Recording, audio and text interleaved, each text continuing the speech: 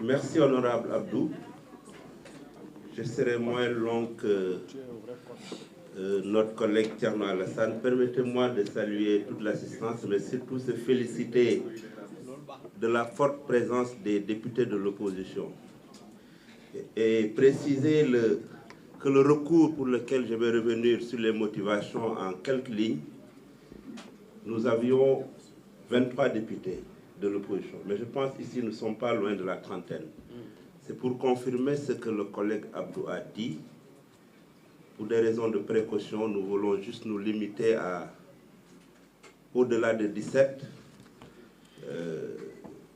parce que ça suffisait largement. Mais au total, nous sommes 23 qui avons signé ce recours au Conseil constitutionnel, parce que pour l'essentiel, l'opposition démocratique a voté contre cette proposition de loi qui est injuste, qui est une loi scélérate et qui consacre la rupture de l'égalité des citoyens, contrairement à ce que dit la Constitution de notre pays, dit en son article 4 que les citoyens sont égaux devant la loi. Donc, hier, plus exactement le mardi 8, nous, députés de l'opposition, nous avons déposé au greffe du tribunal, au greffe du Conseil constitutionnel, une requête visant à déclarer inconstitutionnelle la loi portant interprétation de l'amnistie votée en mars 2024. Il s'agit d'une initiative parlementaire signée par 23 députés de l'opposition, dont 13 du groupe Taku Wallu et 10 du groupe des non-inscrits.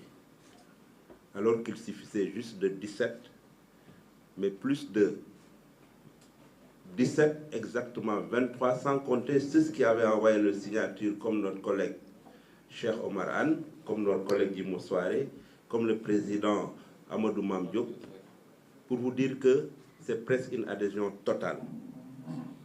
Et c'est grâce à l'aide de nos conseils qui sont au nombre de 7, constitués autour de Maître Amadou Sall, que nous avons pris toutes les précautions d'usage pour procéder à ce recours dans les conditions fixées par la loi à cet effet.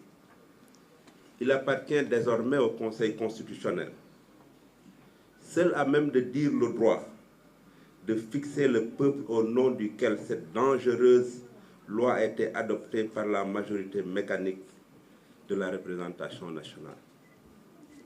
Nous faisons confiance à ce juge constitutionnel quant à l'impératif attaché à sa vocation de dire le droit, surtout en ces moments lourds de danger où la vendetta subjuguée par une clameur populiste tend véritable à se substituer à la justice. En tant que citoyens, nous faisons confiance à cette justice sans estimer que cela nous donne le droit de mettre la pression sur les magistrats, comme nos collègues de l'autre bord l'ont fait, appuyés par, malheureusement, le président de la République qui est garant du bon fonctionnement des institutions. En effet, nous considérons ces lois nulles et non avenue dans la mesure où elles obéissent à une logique visant à consacrer une justice non seulement sélective, mais entièrement instrumentalisée contre des coupables triés au volet d'une clameur. L'interprétation du parti PASTEF constitue sans nul doute une rupture d'égalité et instaure en même temps une justice à 2 vitesses.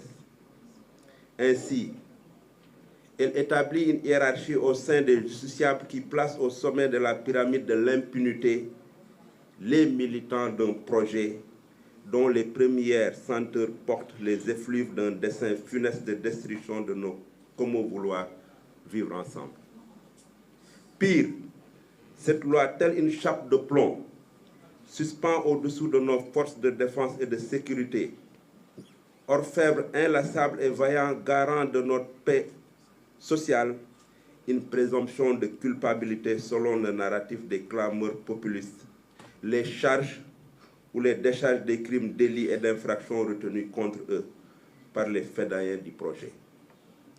C'est dire que par-delà cette démarche républicaine de saisine du Conseil constitutionnel, nous estimons que cette loi interprète notre conscience historique et collective et donc dépasse les parlementaires et représentants des peuples que nous sommes, c'est une affaire de l'ensemble du peuple sénégalais. Sous ce rapport, il revient à tout citoyen sénégalais d'interroger sa conscience historique si tant est que nous soyons soucieux des valeurs cardinales de droiture et de justice dont nous avons hérité de nos aînés et se demander s'ils acceptent que cette scélératrice soit adoptée à son nom.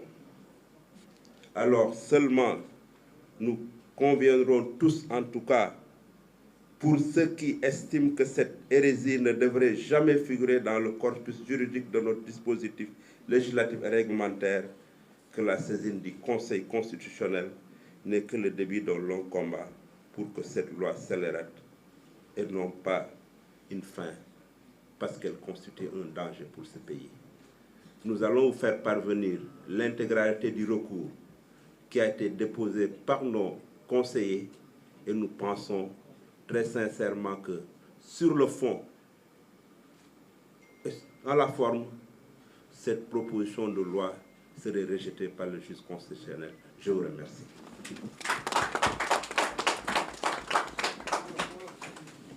Ils vont le dire, ils vont le traduire.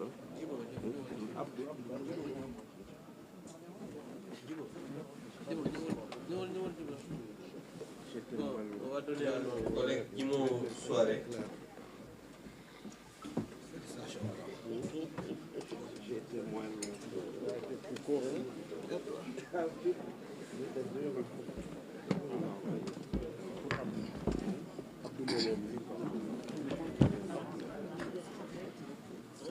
Je vous remercie, mes chers collègues, mesdames, messieurs. Assalamu alaikum. Je pense que l'essentiel a été dit par les collègues qui m'ont précédé. Moi, je voudrais juste ajouter que la démocratie ne se décrète pas. Elle ne se réduit pas à une majorité numérique, elle ne se réduit pas seulement à un scrutin.